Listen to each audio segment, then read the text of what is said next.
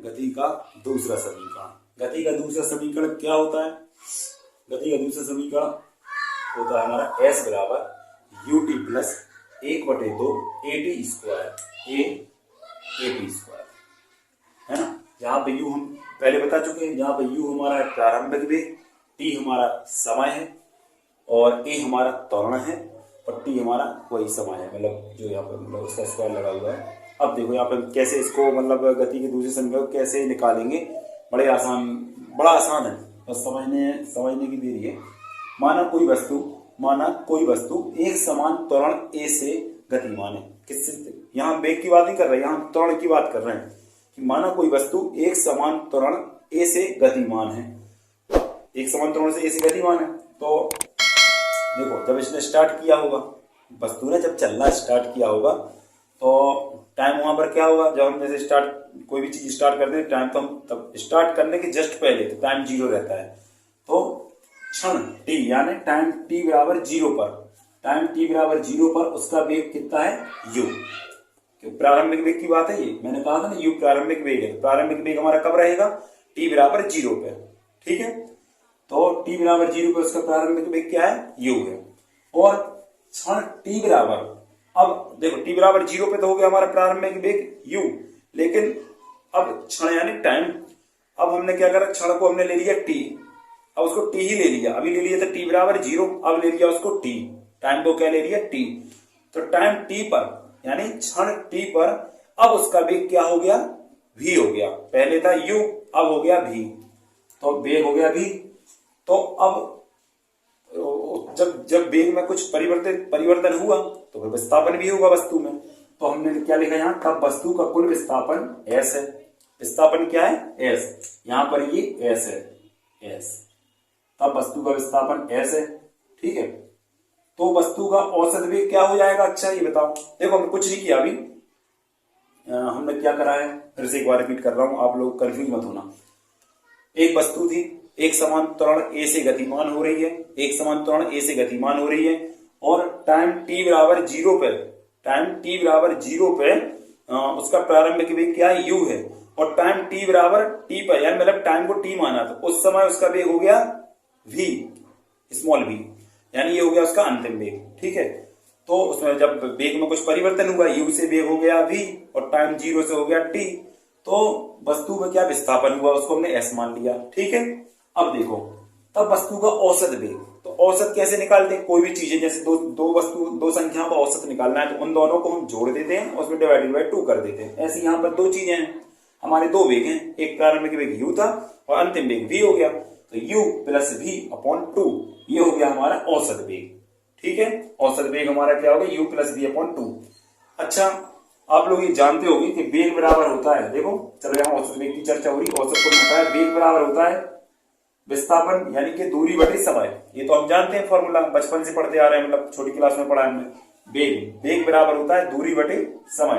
तो यहाँ पर देखो कि इससे क्या निकल आएगा, अगर हम इससे विस्थापन निकालें इस फॉर्मूले से, विस्थापन बराबर हो जाएगा वेग गुणित समय। तो यहाँ पर क्या हो गया, जो विस्थापन s है यानी कुल विस्थापन s बराबर औसत वेग देखो हमने कहा ना, वेग यहाँ औसत आ गया, वेग इंटू समय, तो ये औसत वेग हो गया यहाँ पर, क्योंकि इसी यहाँ पर तो औसत वेग दिया हुआ है, तो औसत वेग क्या है हमारा? u plus v upon 2। देखो विस्थापन s बराबर u plus v upon 2 into समय के, समय अंतराल क्या हुआ हमारे यहाँ पे? समय क्या था? पहले 0 था और फिर हो गया t, तो t माइनस 0, ठीक है। देखो औसत वेग हो गया u plus v upon 2 into समय अंतराल क्या हो गया? t बराबर 0 से t तक पहुंचे हम, तो ये हो गया हमारा समय अंतराल, ठीक है। तो यहाँ पर s बराबर हो गया u plus v upon 2 into t, ठीक है। अब यहाँ पर हम क्या करेंगे, गति के प्रथम समीकरण से हमने क्या पढ़ा था? v बराबर u प्लस at, ये पढ़ा था गति के प्रथम समीकरण से। अब हम क्या करेंगे, ये हमने पढ़ा हुआ था, इसको मान लिया समीकरण 1। तो गति के प्रथम समीकरण से v बराबर u प्लस at, इसका मान हमने क्या कर दिया? v बराबर u प्लस at का मान समीकरण 1 में रखने पर हमने क्या करा, ये मान उठा के ये भी का मान इसमें रख दिया। रख दें, कोई परेशानी तो नहीं। यहां से गति का प्रथम समीकरण लिया हमने, जो हमने पहले निकाल चुके हैं, उसको हमने समीकरण 1 में रख दिया। लो भैया रख दे रहे, एस बराबर यू प्लस भी का मान क्या है, यू प्लस एटी। देखो यही मान हम उठा के, बिल्कुल कंफ्यूज होने की बात नहीं है। यहाँ पे हमने भी का मान, ये वाला मान उठा के यहां रख दिया भी की जगह पे। अब ये हमारा देखो एस बराबर हमने क्या करा था, ये सॉरी हमने यहाँ पर इसका मान रख दिया था, आपको अभी हम बता रहे थे। इसका मान उठा के हमने भी की जगह रख दिया, ये रखा है। अभी देखो यहाँ पर ये u प्लस यू है, ये तो 2u हो गए, जुड़ जाएंगे 2u हो गए। और ये 2 जो है ना, ये जो 2 ये इनके बटे में भी है और इनके डिवाइड में भी है, तो ये हो गया 2u बटे 2 प्लस अलग अलग कर दिया। करा कुछ नहीं हमने, इस 2 को अलग अलग कर दिया। देखो क्या होता है, ये इसके बटे भी माना जाता है, इसके भी बटे में, ये इसके बटे में है। तो हमने क्या करा, u प्लस यू 2u हो गया और 2 इसके बटे में आ गया। और यहाँ पर 80, अच्छा एक मिनट, एक काम और करते हैं हम यहाँ पर। ये जो t बाहर बैठा है, ये जो t बाहर बैठा है, क्यों ना इसको अंदर ले जाएं, अंदर ले जाते हैं। ये t अंदर गया तो ये जुड़ गए, u प्लस यू 2u, और t भी अंदर गया तो भैया इससे मिलके ut हो गया। और ये t जो इनके साथ मिला a t, तो यहाँ तो आधार समान है, इनको बेस बोलते हैं। t और t, इनका t और t का मल्टीप्लाई होगा तो इनके बेस समान है, तो पावर 1 बन की है तो ये 2 हो जाएगी। t into T T square, ये टी स्क्वायर हो गया और बटे में 2 था ही, एस के बराबर। अब आप अच्छे से देख रहे हैं, यहाँ पर नहीं एस 2 से 2 काट दिया है ना, तो हमारा ये आ गया। देखो एस बराबर आ गया U T plus 1/2 A T square. यही साइड हमारा, देखो आप बगल में लिखा हुआ है, ये हमारा प्रूफ हो गया। ये गति का दूसरा समीकरण आ गया। कुछ भी नहीं था, बस एक फॉर्मूला लगा हमारा, अकेला एक फॉर्मूला, वो था औसत वेग का। हमने कुछ नहीं, औसत वेग निकाला था, u प्लस भी अपॉन 2 ये औसत वेग था। और ये वाला फॉर्मूला लगा हमारा वेग का, जो हम लोग बचपन से पढ़ते आ रहे हैं। वेग बराबर विस्थापन, मतलब वेग बराबर होता है दूरी बटे समय। यहाँ पे दूरी का विस्थापन है, बस तूने विस्थापन कुछ तय किया तो विस्थापन बटे समय, समय हो गया। और यहाँ पे समय भी क्या है, समय एक अंतर के फॉर्म में दिया, अंतराल में। पहले टाइम 0 था, फिर हो गया टाइम t, तो वही हमने यहाँ रखा है। देखो t माइनस 0, हमने विस्थापन को यहीं बैठा रहने दिया और समय अंतराल को इधर ले गए, तो समय इंटू वेग हो गया।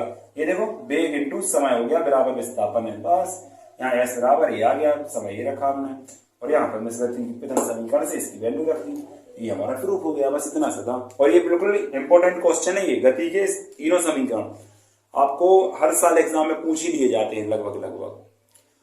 Thank you. देखो हम देखते हैं गति का तीसरा समीकरण। गति का तीसरा समीकरण क्या होता है हमारा, गति का तीसरा समीकरण हमारा ये है, v स्क्वायर बराबर u स्क्वायर प्लस 2as। ठीक है, ये है गति का तीसरा समीकरण। अब इसको कैसे करना है, ये भी बड़ा सिंपल है। अगर हमसे गति के पहले और दूसरे समीकरण बन चुके हैं तो तीसरा समीकरण बड़ी आसानी से बन जाएगा। गति का पहला समीकरण से, गति का जो पहला समीकरण था उससे हमें ये पता है ना कि v बराबर होता है u प्लस ए टी। तो हम गति का पहला समीकरण से यहाँ क्या निकालेंगे, t का मान निकाल लेंगे। इसी समीकरण कैसे निकालेंगे, देखो v बराबर u प्लस ए टी लिखा है, हमने क्या करा, u को बराबर का निशान है, u को उस तरफ ले गए, तो कोई भी चीज पॉजिटिव होती है उस तरफ जाके माइनस की हो जाती है। तो देखो u इस तरफ चला गया बराबर की, तो ये देखो v माइनस यू हो गया, u उस तरफ चला गया तो ये u उस तरफ गया तो माइनस का हो गया, v माइनस यू बराबर 80। और यहाँ पे a हमारा जो यहाँ पे कायम है, इंटू में t के साथ मल्टीप्लाई में ना, तो बराबर की जब उस तरफ कोई संख्या अगर मल्टीप्लाई में तो उधर जाके डिवाइड में हो जाती है। अगर प्लस में है तो माइनस में हो जाती है, माइनस में है तो प्लस में हो जाती है, सॉरी इंटू में है तो डिवाइड में हो जाती है, और डिवाइड में है तो इंटू में हो जाती है। इंटू मतलब गुणा में हो जाती है। ठीक है, अभी यहाँ पे गुणा में है, उधर जाके भाग में हो जाएगी, तो ये इसकी डिवाइड में चला गया, ये आ गया। यहाँ से t की वैल्यू आ गई, यहाँ से क्या आ गई, t की वैल्यू आ गई। हमने यहाँ निकाली t बराबर v माइनस यू अपॉन ए। ये समीकरण गति के पहले समीकरण से हमने इतना मान निकाल दिया।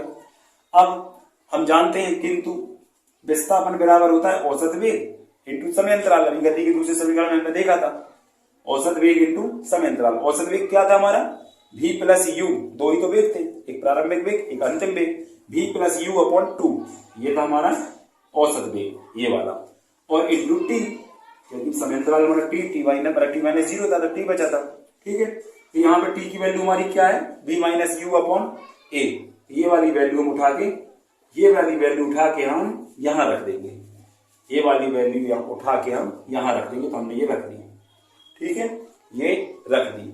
बस अब समझ लो आप बिल्कुल गति के तीसरे समीकरण को कंप्लीट करने की कगार पर पहुंच गए हो। कैसे, देखो भैया ये v प्लस यू लिखा है, ये v माइनस यू लिखा है, तो आपने बचपन में मतलब छोटी क्लास में एक सर्व समीकरण आइडेंटिटी पढ़ी होगी।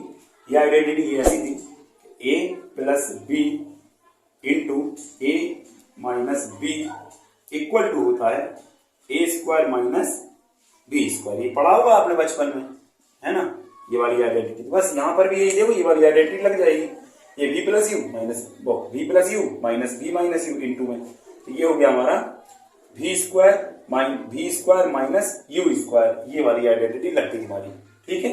और ये 2 का डायरेक्ट मतलब ये तो यहाँ पे मल्टीप्लाई हो रहा है, हर का हर में अंश का अंश में मल्टीप्लाई हो गया, ठीक है, तो ये हो गया हमारा 2a, ठीक है, ऊपर ये वाला लग गया।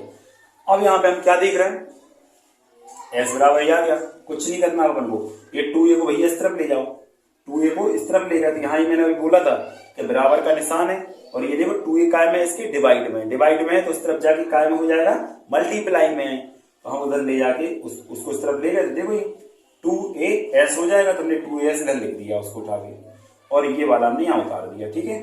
अब देखो गति का हमारा तीसरा समीकरण क्या कहता था, इस तरह से है, तो ये हमारा गति का तीसरा समीकरण हो गया v स्क्वायर, ये u माइनस में है तो बराबर किस तरफ ले गए हम, ये ले गए u स्क्वायर प्लस 2as। आप देख रहे होगे ये हमारा गति का तीसरा समीकरण हो गया कंप्लीट।